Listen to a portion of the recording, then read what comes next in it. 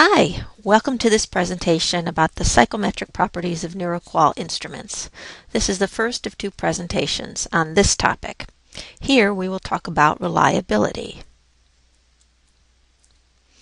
What is reliability? In research, reliability means consistency or repeatability.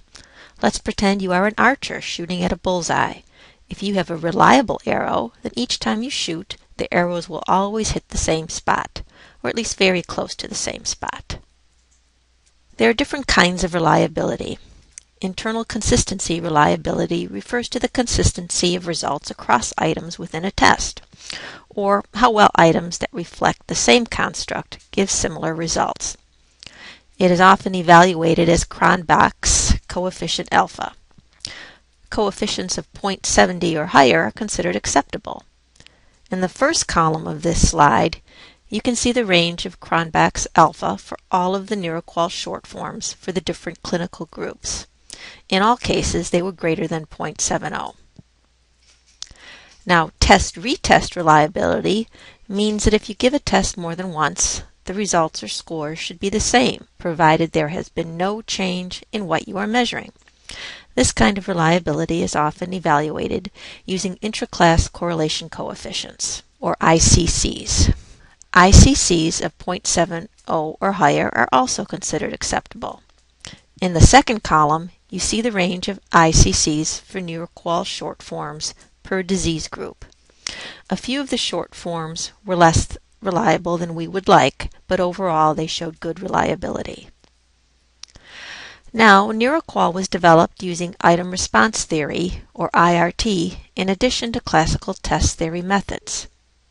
IRT extends the concept of reliability by showing that reliability is not uniform across the entire range of test scores. We can think of reliability in terms of how much error is associated with measurement. Scores at the edges of a test range, for example, usually have more error associated with them and are therefore less reliable. IRT uses the test information function to show the degree of precision or reliability at different values of scores. This graph shows the test information function for the Neuro-QoL fatigue bank. The scores are on the x-axis and the amount of error is shown on the right. As you can see, the Neuro-QoL fatigue measure is less reliable at the upper and lower ranges.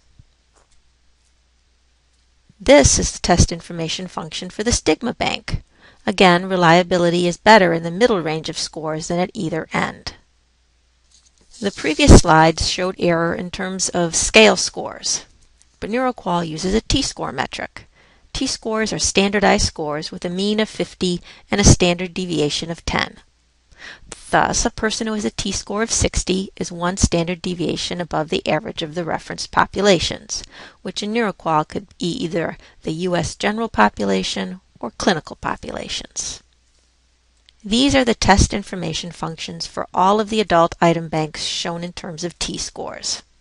The shaded areas represent the measurement ranges where a reliability of 0.95 is possible.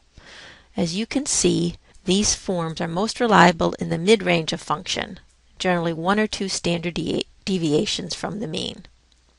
This brings the presentation on Neuro-QoL reliability to an end.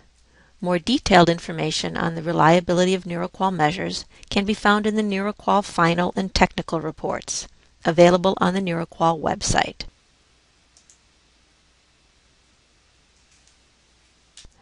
In the next presentation, I will discuss the validity and responsiveness of Neuro-QoL.